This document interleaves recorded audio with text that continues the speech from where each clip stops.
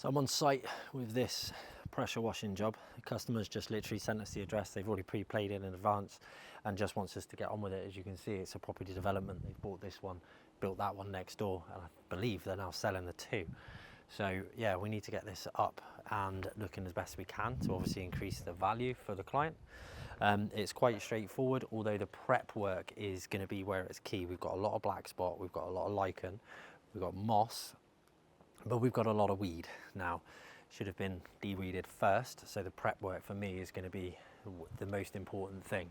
Prep it before we start putting the pressure washer on it, and then the final preparation as we finish to prevent all of this coming back. We do have also, which I've just noticed, we've got some sinking in the drive as well, so customers been advised to re-sand it afterwards because they don't want us doing it, so they're going to come and dry kiln sand it afterwards. But let's get stuck in, crack on, and see what result we get.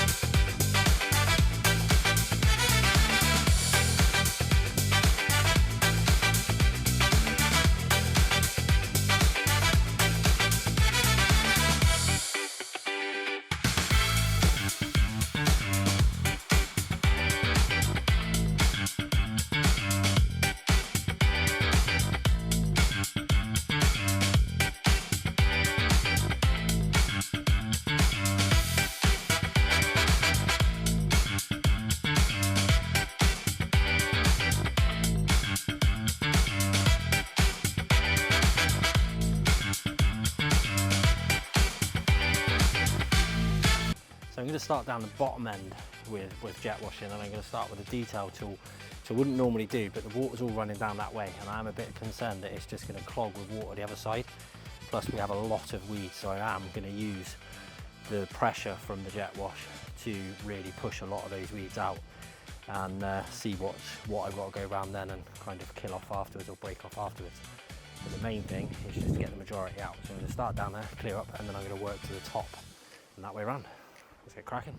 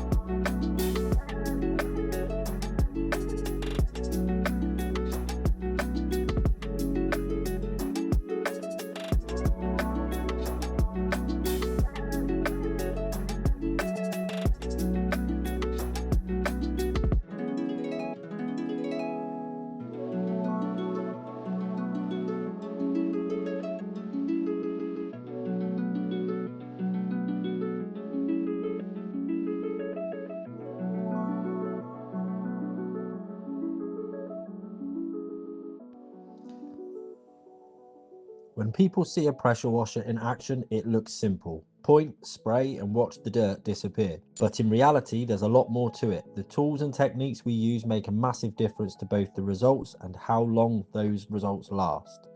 We use professional grade pressure washers with a combination of surface cleaners and high pressure lancers. The surface cleaner is that circular attachment you'll often see spinning across the ground. Keeps the pressure even and prevents those patchy or streaky marks you sometimes get with cheaper equipment. It's ideal for large, flat areas like patios, car parks, and driveways because it keeps a deep, uniform clean without damaging the surface.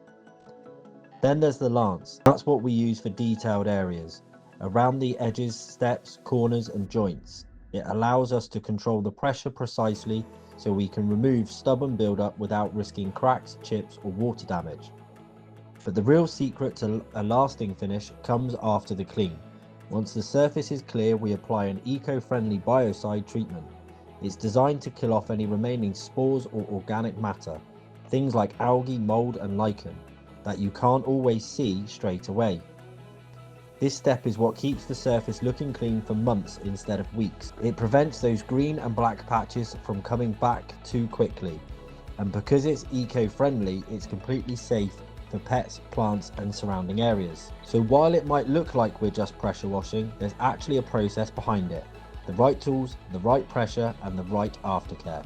That's how we get results that don't just look good on the day, but last long after we've packed up.